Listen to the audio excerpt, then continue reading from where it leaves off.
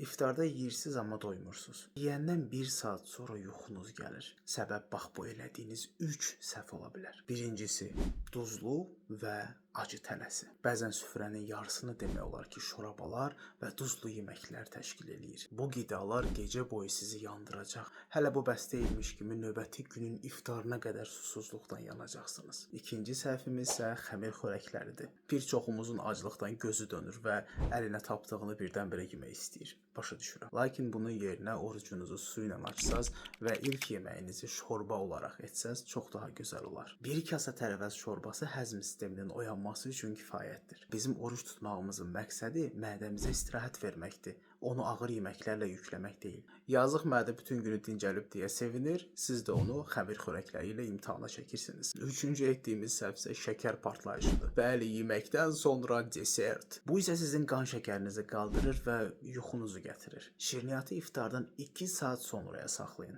Ya yüngül bir şeylər yeyin, ya da ki, meyvə ilə keçişdirə bilərsiniz. Ən məsləhətlisi meyvədir. Rahat, sağlam və problemsiz orucluq üçün bu 3 şeyi eləməyin. Bəs siz orucunuzu necə açırsınız? Mütləq rəylərdə bildirin. Əgər səhv varsa birlikdə düzəldək.